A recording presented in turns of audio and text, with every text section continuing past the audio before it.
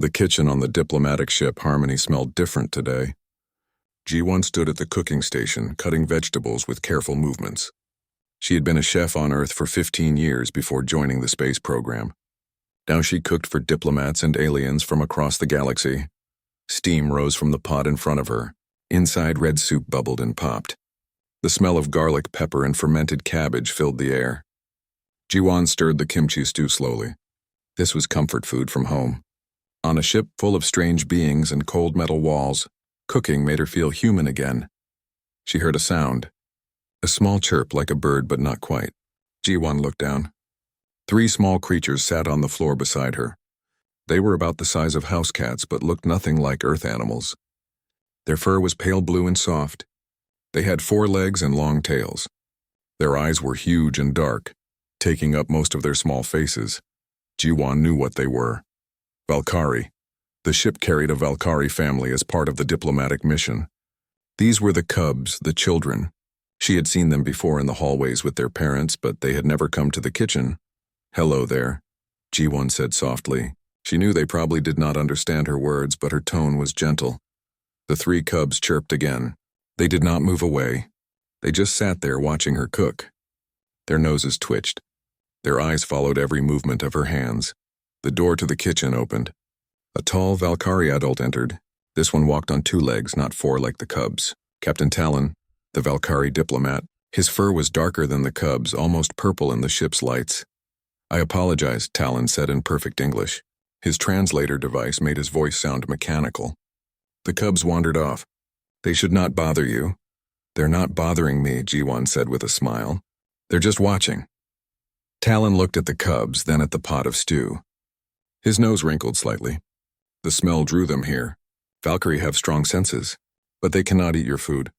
"We are strict meat eaters. Plant matter makes us sick. Our bodies cannot process it." Ji-won nodded. She had learned about different alien species before the mission. Valkyrie ate only meat, raw or barely cooked. Their digestive systems were simple, designed for one type of food.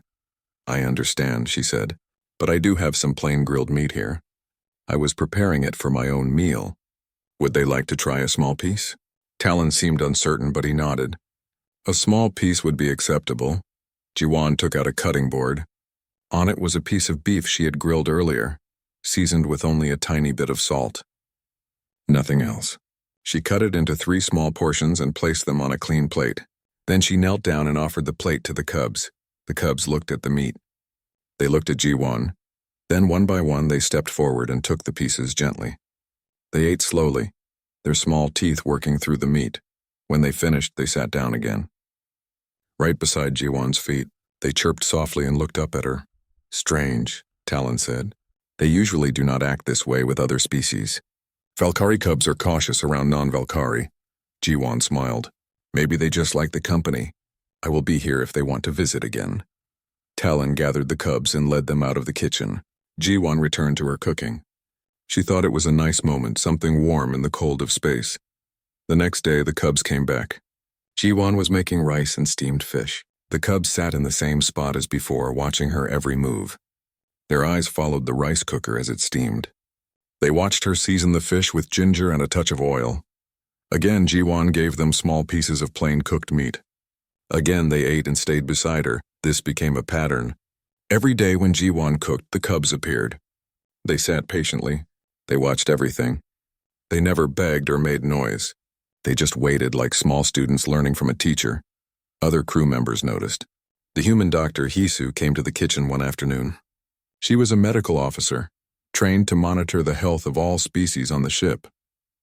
"I heard the Valkyrie cubs have been visiting you," Hisu said. She leaned against the counter, watching Ji-won prepare soup. "Every day now," Ji-won said. "They just sit and watch. It is actually quite nice. Like having little companions." Hisu looked at the cubs who sat in their usual spot. "Have you noticed anything different about them?" Ji-won paused. Now that Hisu mentioned it, she had noticed something. They seem more energetic lately, and their fur looks shinier. "That is what I thought too," Hisu said. She pulled out a small medical scanner. "May I examine them?" Over the next few days, Hisu ran several tests on the cubs with permission from their parents. She scanned their bodies and took small samples. The results confused her. This does not make sense, Hisu told Jiwon one evening. They sat in the medical bay looking at screens full of data. The cubs are healthier than they were 3 weeks ago. Much healthier. Their organ function has improved. Their immune systems are stronger. Even their bone density is better. Maybe they were sick before and got better, Jiwon suggested. No, Hisu said. They were healthy before. Now they are beyond healthy, and there is something else. She pointed to a chart on the screen. Their digestive systems are changing. Changing how? Becoming more complex. Valkyrie have very simple stomachs, single chamber designed only for breaking down meat proteins. But these cubs are developing additional stomach linings, layers that could process other types of food. Jiwon felt a chill. Is that dangerous? I do not know. It should not even be possible. Digestive systems do not just change like this. Not in a few weeks. Not ever, really. They sat in silence for a moment. The only sound was the hum of the ship's engines. What is the only thing different about these cubs? Haisu asked. What do they do that other young Valkyrie do not do? Jiwon thought about it. Then she realized, they come to the kitchen. They watch me cook. They eat the meat I give them. Meat that you prepared, Hisu said. Meat that you cooked in a kitchen full of other smells and flavors. Even if you only season it with salt, it is near all your other cooking. The steam, the air, everything mixes together. You think my cooking is changing them? I think something is changing them. And your kitchen is the only new element in their lives. The two women looked at each other. This was impossible. But the data did not lie. Something was happening to the Valkyrie cubs, and it started when they began visiting Jiwon's kitchen. Word spread through the ship. Captain Talon requested a formal meeting with the human diplomatic team. Other Valkyrie came to examine the cubs. Scientists from both species gathered to study the strange phenomenon. But through it all, the cubs kept coming to the kitchen. Every single day. And Jiwon kept cooking. Kept giving them small pieces of plain meat, and kept wondering what she had accidentally started. She was just a chef. She just wanted to make good food. How could that possibly change biology itself? But as she looked at the 3 small cubs sitting patiently beside her feet, waiting for their taste of her cooking, she knew something extraordinary was happening. Something that might change everything they knew about humans, about food, and about what was possible in the vast universe. The conference room was crowded. Jiwon sat at the long table, feeling out of place among all the scientists and diplomats. She was just a chef, but now everyone wanted to talk to her. Across from her sat 5 Valkyrie elders, their dark purple fur marked with silver streaks of age. Their expressions were hard to read, but their body language told her they were not happy. Captain Talon stood at the head of the table. He activated a holographic display. Images of the 3 cubs appeared in the air, showing their internal organs in blue light. These are scans from 4 weeks ago, Talon said. The images showed simple stomach structures, just single chambers, and these are from yesterday. The new images showed stomachs with multiple layers, more complex shapes, additional organs beginning to form. One of the Valkyrie elders made a hissing sound. Impossible. Our biology does not change like this. We have been the same for millions of years. Doyon, a human scientist who specialized in alien biology, stepped forward. He was young but brilliant, always asking questions that others missed. With respect, Elder Corvin, that is exactly why this is so important. The cubs are not mutating. They are not sick. They are adapting. Adapting to what? Another elder demanded. To human food preparation techniques, Doyon said simply. The room erupted. Valkyrie and humans both started talking at once. Some voices were angry, some confused, some excited. Jiwon just sat quietly, wishing she could disappear. Hyesu, the human doctor, raised her hand for silence. Let me explain what we have discovered. The cubs are not eating human food. Chef Jiwon only gives them plain cooked meat with minimal seasoning. However, they spend hours each day in her kitchen while she prepares various dishes. They breathe the air. They are exposed to the smells, the steam, the molecules that fill the space when food is cooked. Molecules. Elder Corvin repeated slowly. You claim that mere smell is changing our children? Not just smell, Doyon said. He pulled up more data on the holographic display. Human cooking involves heat, fermentation, chemical reactions, combinations of ingredients that have been refined over 10,000 years. When Chef Jiwon cooks, she creates complex molecular structures that do not exist in nature. The cubs inhale these molecules. Small amounts enter their systems. And something remarkable happens. He changed the image. Now it showed Valkyrie DNA, long strands of genetic code. Certain sections were highlighted in red.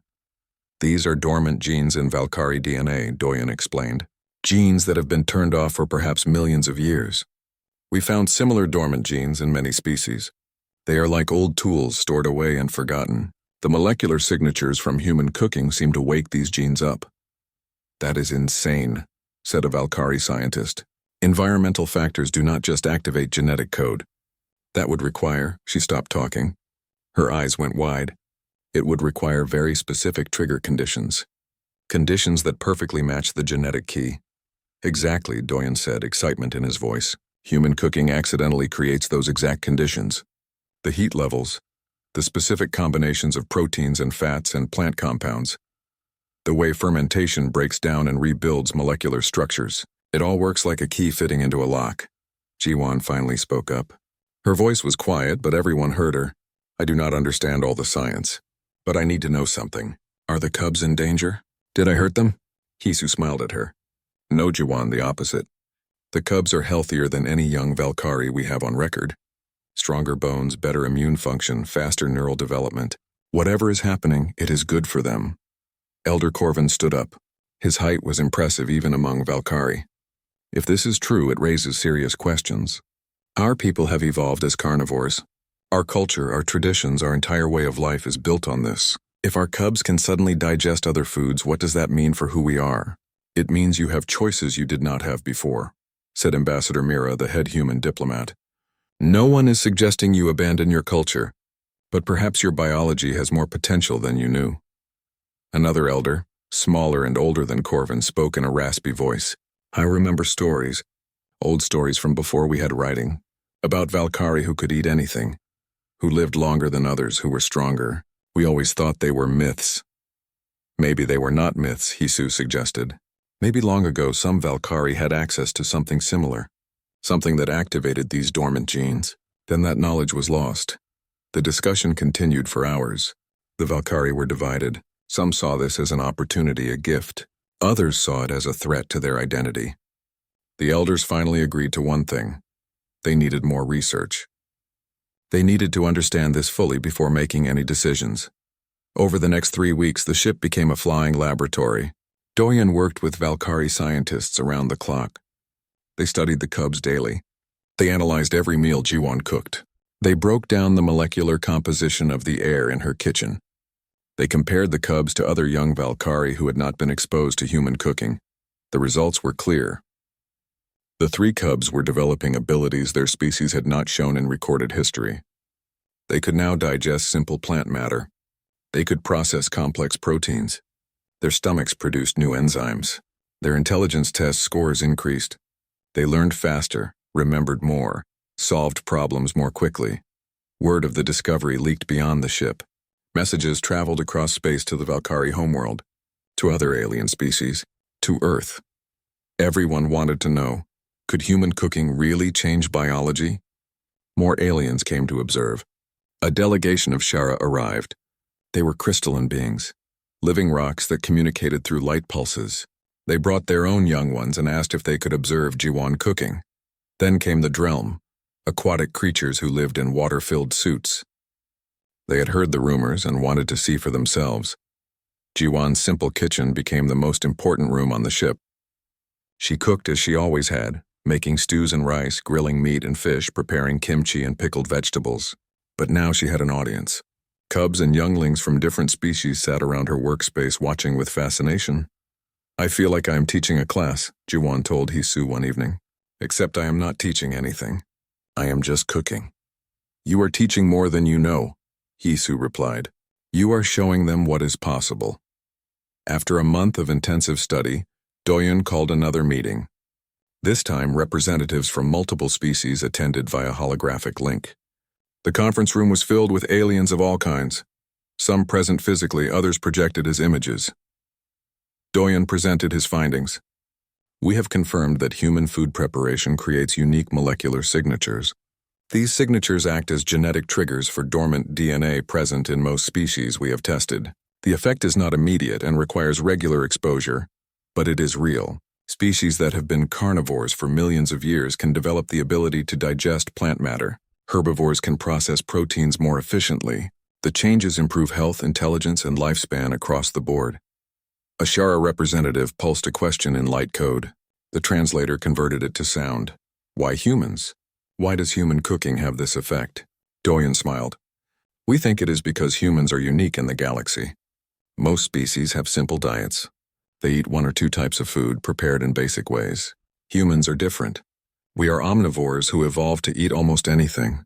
We developed cooking not just for survival, but for pleasure, for culture, for art.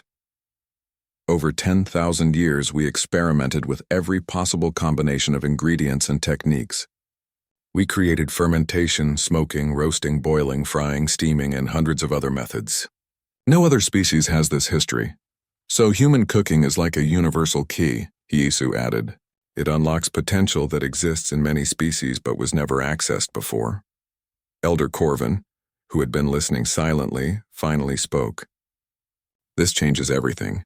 If what you say is true, humans are not just another species. You are genetic engineers who do not even realize what you are doing. We are just cooks, G1 said softly. We just want to make food that tastes good and makes people happy. Perhaps that is exactly why it works, the old Valkyrie elder said. You do not cook to manipulate or control. You cook with care, with patience, with love. Maybe that intention matters too. Maybe it is part of the molecular signature. The meeting ended with more questions than answers. But one thing was certain. The galaxy would never see humans the same way again. And Jiwan, a simple chef who just wanted to make good food, had accidentally proven that humans had a gift no one expected. The three cubs still came to her kitchen every day. But now they were not alone. Now dozens of young aliens from many species waited patiently beside her, watching her prepare food, breathing in the smells, and experiencing something their ancestors never had, all because a human knew how to cook. 6 months had passed since the discovery on the Harmony. Now Jiwan stood on a different ship, looking out at a planet she never thought she would see.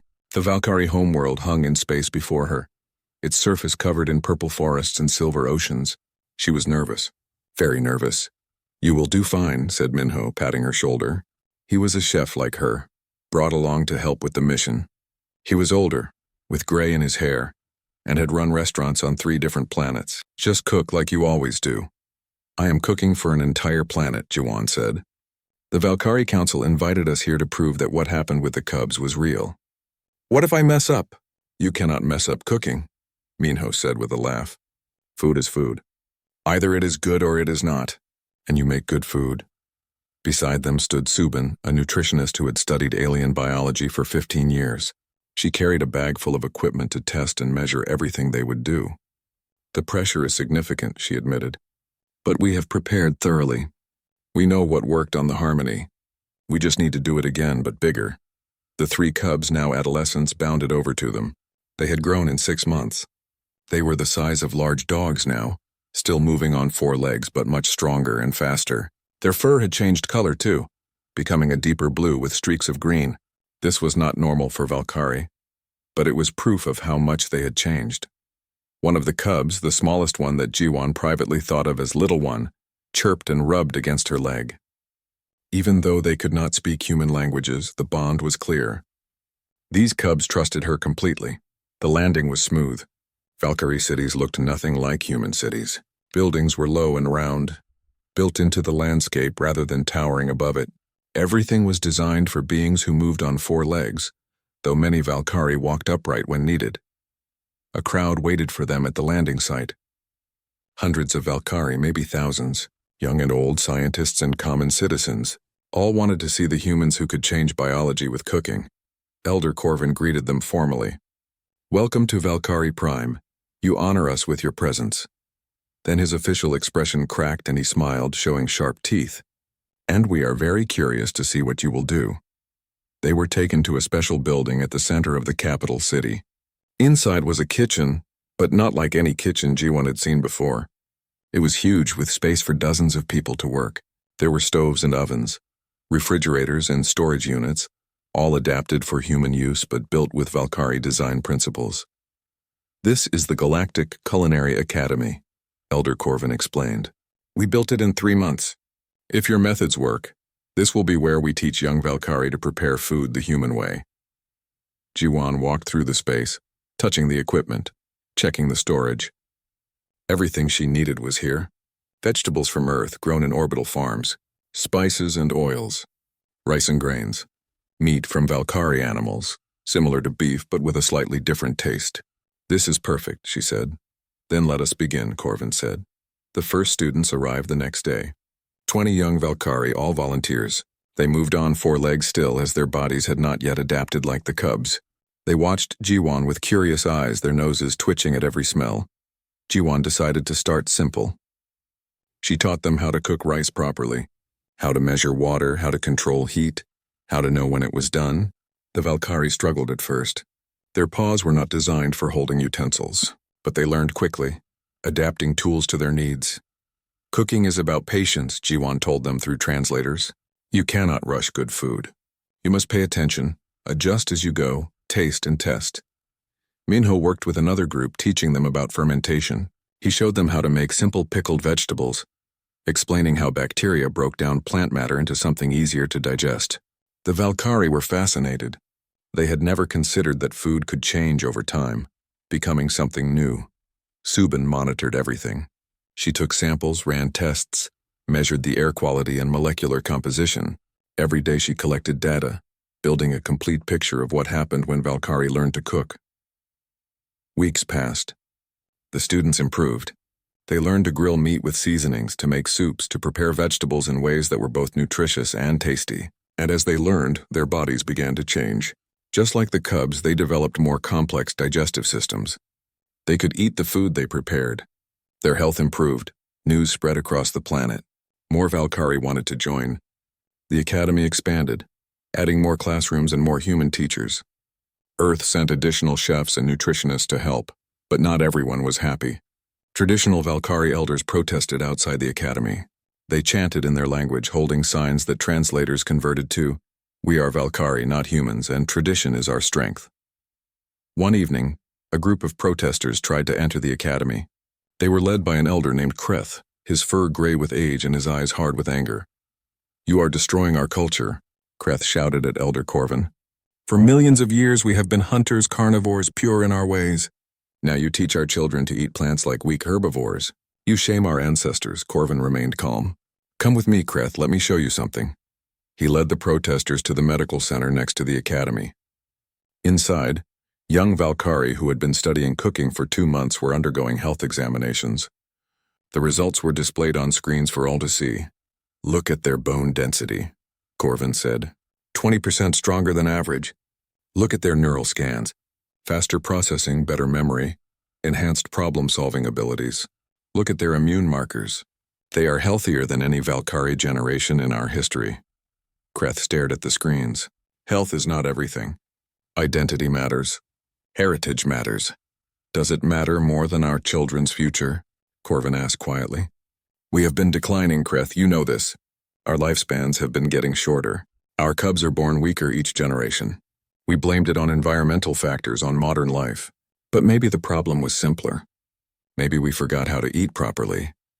One of the protesters, a younger Valkyrie, stepped forward. My daughter is a student here. She was sick often before, missing school. Weak. Now she is strong. She runs faster than I can. She learns things in days that took me months. I came here to protest, but I cannot. Not when I see what this has done for her. Others in the crowd murmured agreement. Some protesters lowered their signs. Kreth looked at the 3 cubs, now almost fully grown. They stood on 2 legs like adults, but they were larger, stronger, their eyes brighter. They do not look Valkyrie anymore, he said sadly. They look like what Valkyrie could be, Corvin replied. Evolution is not betrayal. It is survival. The protest broke up peacefully. Some elders left still angry, but others stayed to tour the academy. Jiwan cooked for them, preparing simple dishes that showed what was possible. Even Kreth, reluctant and skeptical, tasted a small piece of vegetable that had been grilled with Valkyrie meat. His eyes widened in surprise. It is good, he admitted quietly. I did not expect that. As months passed, the academy's success could not be denied. Thousands of young Valkyrie learned to cook. Their bodies adapted. Their minds grew sharper. The changes were permanent, passed down to their offspring. A new generation of Valkyrie was emerging, stronger and healthier than their parents. But the galaxy was watching too. Other species saw what happened on Valkyrie Prime. The crystalline Shara sent a delegation, asking if humans could build an academy on their world. The aquatic Drelm made the same request. So did the insectoid Trill, the massive Karath, and dozens of other species. Humanity faced a choice. They could keep this knowledge to themselves, or they could share it freely. Earth's government debated for weeks. Some wanted to profit from this discovery, to trade culinary knowledge for resources and power. Others argued it should be given freely as a gift to the galaxy. In the end, it was the chefs who made the decision. Jiwan, Minho, and thousands of other human cooks declared they would teach anyone who wanted to learn. They would not be stopped by politics or profit. Food was meant to be shared. The Galactic Council, a loose organization of allied species, made an official announcement. Humans would be recognized as culinary guardians. They would establish food academies on any world that requested them. In exchange, those worlds would provide resources and protection for the human teachers. Jiwan stood on a balcony at the Valkyrie Academy, looking out at the purple forests. She thought about how strange her life had become. She had been a simple chef on a diplomatic ship. Now she was training aliens to cook, changing biology itself with recipes and techniques humans had used for thousands of years. Little One, the smallest of the original 3 cubs, came to stand beside her. Not so little anymore, fully grown, intelligent, healthy. The cub made a sound, not a chirp anymore, but something closer to a purr. "You are welcome," Jiwan said, even though she was not sure what she was being thanked for. Down below, a new class of students entered the academy. Not just Valkyrie this time. 3 young Shara, their crystalline bodies reflecting light in rainbow patterns. 2 Drelm in their water suits. A group of small furred beings from a species Jiwan did not recognize. All coming to learn. All waiting patiently to see what a human would prepare. All trusting that something as simple, the message came in the middle of the night. Jiwan was asleep in her quarters at the Valkyrie Academy when the alarm blared. Emergency communication. Priority 1. She rushed to the command center with her hair still messy from sleep. Elder Corvin was already there, looking at a holographic display. His expression was dark. "We have a serious problem." On the screen was a Grath soldier. The Grath were one of the most feared species in the galaxy. They were huge, with thick armor-like skin and multiple arms. They lived for combat and conquest. Their empire had been fighting border wars for centuries. "The Grath Empire has made a demand," Corvin said. "They want you, Jiwan. They want you immediately." "What? Why?" Another screen lit up, showing a Grath city. Bodies lay in the streets. The mighty warriors looked weak, collapsed, some not moving at all. "A plague hit their core worlds 3 months ago," Corvin explained. "It spread fast. Half their population is sick. A quarter of those infected have died. Their best scientists cannot stop it. Their medicine does not work. What does that have to do with me?" "They heard about what you did for the Valkyrie. They heard that human cooking can change biology, improve health, cure problems that medicine cannot. They think you can save them." Jiwan felt cold. "I am not a doctor. I am just a chef. I cannot cure a plague." "They do not care. They sent an ultimatum. Either you come voluntarily, or they will take you by force. They have warships surrounding this planet right now." Jiwan looked at the screens showing orbital space.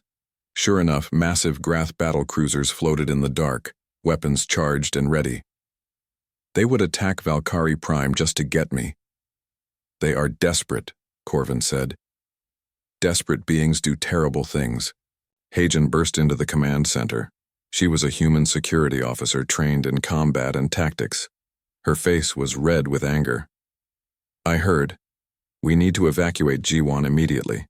Get her off this planet through the underground transport system." "They will track her," Corvin said. "Grath sensors are very advanced, and if we try to hide her, they might attack anyway." "So what do we do?" Hagen demanded. "Just hand her over to them?" Before anyone could answer, another person entered. Baram, a human pilot known for flying through dangerous situations. He was young but skilled, with countless successful missions. I can get her out. I know routes the Grath cannot track. Old smuggler paths. No, Jiwan said quietly. Everyone turned to look at her. I will go. Absolutely not, Heijin said. You do not know what they will do to you. If I do not go, they might attack this planet. The Valkyrie do not deserve that, and maybe I can help them. Maybe I can figure something out. This is insane, Borum said. You are not a hostage negotiator or a hero. You are a chef. Exactly, Jiwan said. I am a chef, and somehow that matters now. If there is any chance I can help those sick people, I have to try. The debate continued for hours, but Jiwan would not change her mind. Finally, Elder Corvin sent a message to the Grath fleet.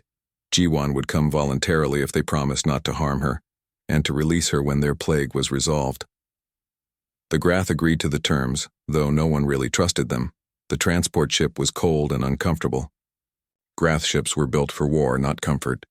Jiwan sat in a small cell, not chained but definitely imprisoned. Heijin and Borum had insisted on coming with her. They could not let her go alone. The journey took 5 days. When they arrived at the Grath homeworld, Jiwan could see the devastation from orbit. Cities looked half empty. Agricultural areas were abandoned. This mighty empire was falling apart. She was taken directly to the Imperial Palace. Grath guards, even sick ones, were intimidating. They stood nearly 3 meters tall, with thick limbs and faces that showed no emotion. They escorted her through massive hallways to a throne room. The Grath Emperor sat on a throne made of metal and bone. He looked terrible. His armor-like skin was cracked and bleeding. His multiple arms shook with weakness. His eyes, usually fierce, were dull with pain. You are the human cook, he said. His voice was like grinding stone. You will cure my people. I will try, Jiwan said, trying to keep her voice steady. But I need to understand the problem first. I need to examine your people, your food, your way of life. The Emperor made a gesture. Scientists brought forward data pads showing medical scans, genetic analyses, and progression charts of the plague. Jiwan could not understand most of it. But Heijin, who had medical training, looked at the data with growing concern. This is not really a plague, Heijin said slowly. This is nutritional collapse. Your bodies are breaking down from the inside because of what you eat, or more specifically, what you do not eat. The Grath scientists hissed in anger. Impossible. We eat plenty. Meat from strong animals, pure and simple. Too simple, Heijin said. Your diet has no variety. Just meat, barely cooked, no plants, no complexity. Your bodies are starving for nutrients you do not even know you need. Jiwan asked to see their kitchens. The Grath took her to their food preparation areas. What she saw shocked her. There was no real cooking. They just heated meat over fires until it was barely warm, then ate it plain. No seasonings, no techniques, no care. How long have you eaten this way? Jiwan asked. Always, a Grath cook replied. We are warriors. We eat warrior food, strong and pure. You are dying because of it, Jiwan said bluntly. Your culture of eating only plain meat is killing you. The Emperor slammed his fist on the throne. Then fix it. That is why you are here. Jiwan took a deep breath. This was not going to be easy. The Grath were proud, stubborn, and violent. Convincing them to change would be almost impossible. But she had to try. She asked for a kitchen, tools, and ingredients. The Grath provided everything, though they were clearly suspicious. Jiwan started cooking. She made bone broth first, simmering Grath animal bones with herbs and vegetables for hours. The smell filled the palace. Grath soldiers came to investigate the smell. They had never smelled anything like it. Some looked disgusted. Others looked curious. When the broth was done, Jiwan poured a bowl and brought it to the Emperor. Drink this. It smells strange, he said. It will help you. Trust me. The Emperor, with nothing left to lose, drank. His eyes widened. He drank more. Within an hour, his shaking stopped. His skin looked slightly better. He was not cured, but he was improved. More, he demanded. Jiwan spent the next 3 weeks cooking for the emperor and his closest advisors. She made rich soups and stews. She grilled meat, but with seasonings and vegetables.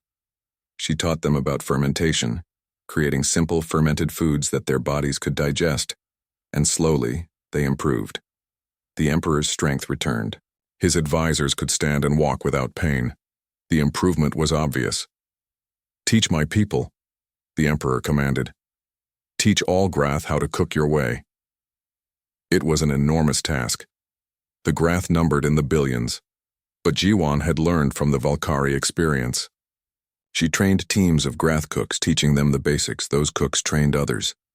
The knowledge spread like fire across their worlds. Not everyone accepted it. Many Grath warriors refused to change, calling cooked food weak and shameful.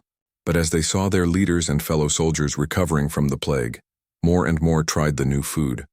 Within 3 months, the plague's spread slowed. Within 6 months, it stopped. Grath, who had been sick, recovered. The death rate dropped to almost 0. The empire was saved. But something else happened too. Something unexpected. As the Grath ate better food, their behavior changed. They became less aggressive, less likely to fight over small issues. Their famous battle rage mellowed into controlled strength. Grath scientists discovered why. The simple meat diet had been causing chemical imbalances in their brains. Those imbalances made them more violent, more impulsive. Proper nutrition balanced their brain chemistry. They were still strong, still warriors, but now they could think clearly. They could choose when to fight rather than fighting constantly. The emperor called Jiwan to his throne room one final time. He looked completely different now, healthy, strong, clear-eyed. "You saved my people," he said. "We owe you a debt we can never repay." "I just cooked food," Jiwan said. "That is all I did." "No," the emperor said. "You showed us that strength comes in many forms. We thought we were mighty because we conquered and fought, but we were dying because we were too proud to learn. You taught us humility. That is a greater gift than health." He made a declaration. The Grath Empire would join the Galactic Council as allies, not conquerors. They would protect the human culinary academies throughout the galaxy. Any species that threatened a human cook would face Grath warriors. "You are now under our protection," the emperor told Jiwan. "Culinary guardians will have Grath guards. You will teach the galaxy in safety." Jiwan, Hagen, and Borum were escorted back to their ship with honor. As they left the Grath homeworld, Borum shook his head in amazement.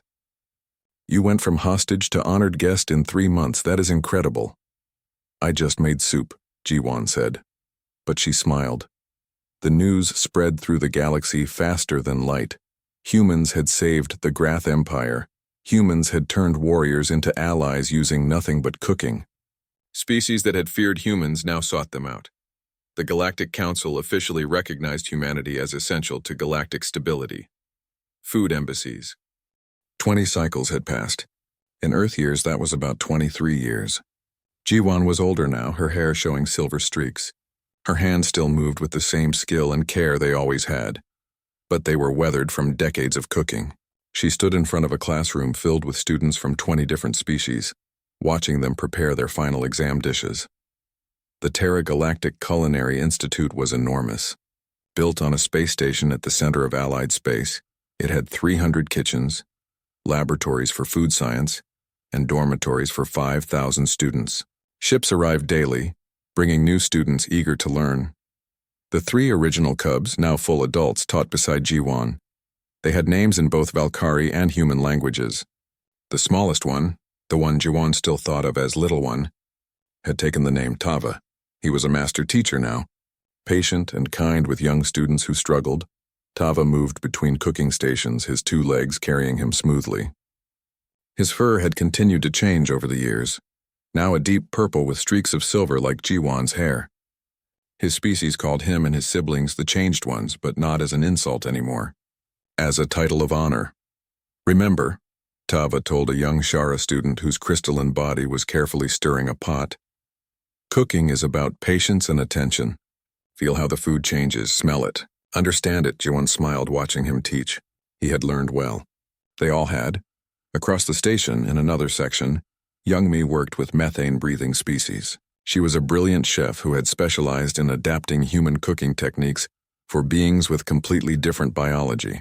Her kitchens were sealed environments where the atmosphere would kill most life. But inside, methane breathers learned to create their own versions of fermentation and heat preparation.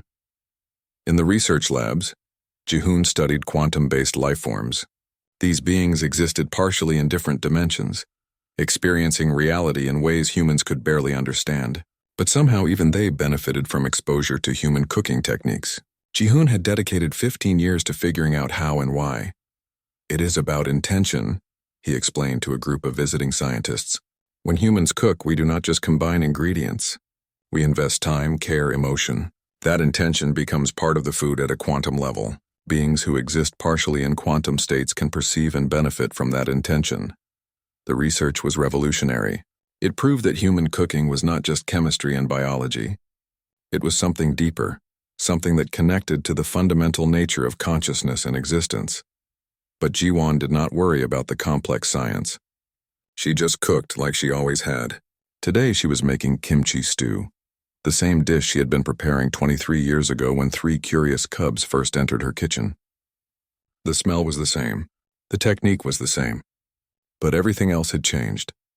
Students from across the galaxy waited patiently around her workspace. A young Grath, smaller and calmer than his warrior ancestors, watched her cut vegetables. 2 Drelm in their water suits observed how she controlled the heat. A group of insectoid trill took notes with their multiple limbs. And dozens of others, species she had never even heard of before, all learning from a human who just wanted to make good food. After class, Jiwon walked through the station's observation deck. The view of space from here was beautiful, stars in every direction, ships coming and going. Somewhere out there were hundreds of worlds where humans taught cooking, thousands of academies, millions of students learning techniques that Earth had refined over 10,000 years.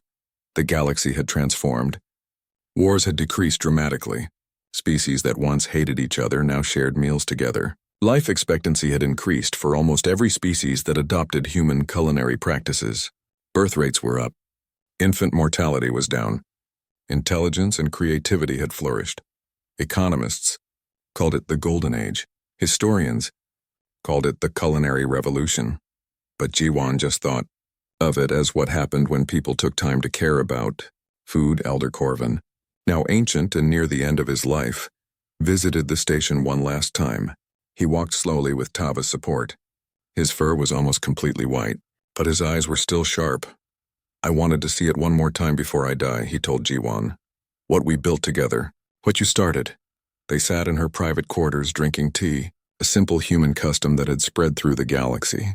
Many species now had their own versions of tea ceremonies, adapted to their biology and culture. I did not start anything, Jiwon said. 3 cubs wandered into my kitchen because they were curious. That is all? That is everything, Corvin replied. Curiosity, openness, willingness to try something new. Those cubs could have been afraid. They could have been taught to hate humans. But they were just curious and you were kind. From that small moment all of this grew. He gestured out the window at the massive station, at the ships in space, at the galaxy beyond.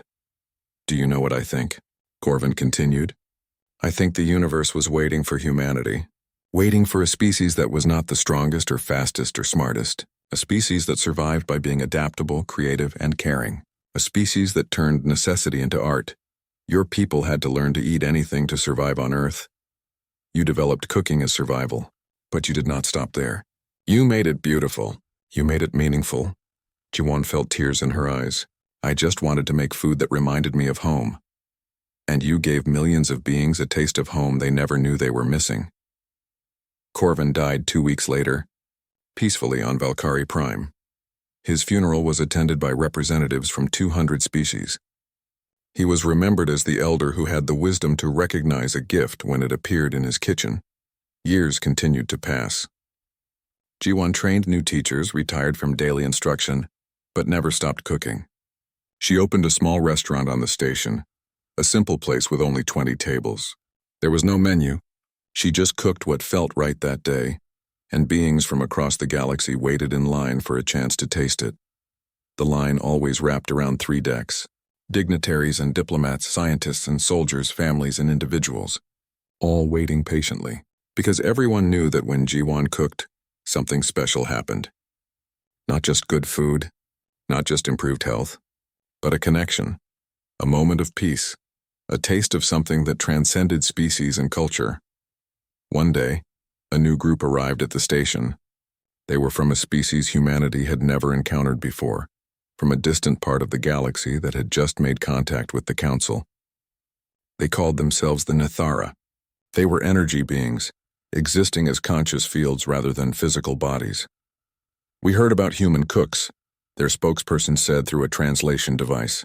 "We heard that even beings as different from you as we are can benefit. We do not eat. We do not have bodies. But we want to understand." Jiwan invited them to her restaurant.